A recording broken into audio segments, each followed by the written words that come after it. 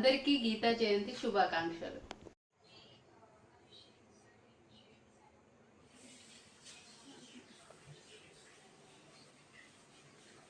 ఏం చదువుతున్నావు అమ్మా?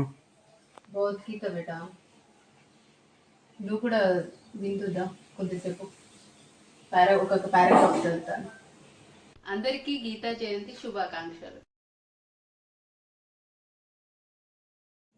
నేను ఒక పారాగ్రాఫ్ చదువుతాను, వినండి. ఓకేనా?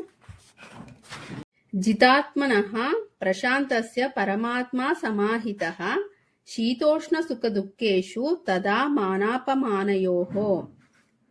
మనస్సును జయించిన వాడు శాంతిని పొందియుండుటచే పరమాత్మను చేరినట్టి వాడే యగును. అట్టి మనుజునకు సుఖ దుఃఖములు, శీతోష్ణములు, మానవమానములు అన్నియును సమానములే అయ్యున్నవి. భాష్యము.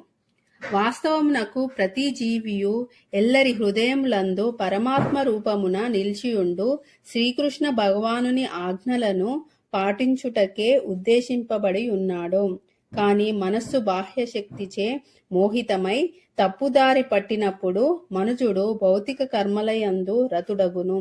కనుక ఏదేని ఒక యోగ పద్ధతి ద్వారా మనస్సు నియమింపబడినంతనే అతడు తన గమ్యస్థానమును చేరినట్టి వానిగా భావింపబడును. వాస్తవమునకు మనుజుడు ఎప్పుడూనూ ఉన్నతమైన ఆజ్ఞకు లోబడవలసి ఉండును. కనుక మనుజుని మనస్సు దివ్య చైతన్యమునందు నిలిచినప్పుడు అతడు శ్రీకృష్ణ భగవానుని ఆజ్ఞలను పాటించుటను తప్ప అన్యమును ఎరుగలేడు.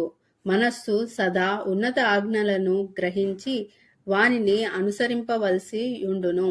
కనుక అది నిగ్రహింపబడినప్పుడు అప్రయత్నముగా పరమాత్ముని ఆజ్ఞలను అనుసరించును.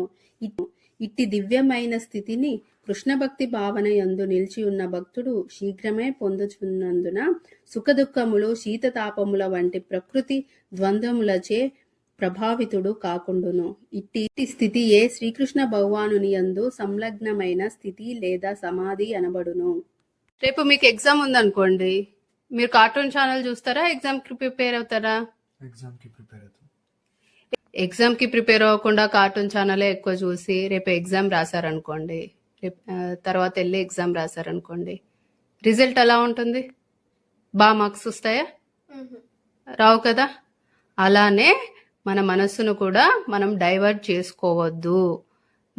మనం ఏ పని చేస్తున్నామో ఆ పని మీద ధ్యాస ఉంచాలి అనేసి ఎవరు చెప్తున్నారు? శ్రీకృష్ణ పరమాత్మ చెప్తున్నారు అన్నమాట. అందుకే మనస్సును డైవర్ట్ చేసుకుంటారా? ఓకే.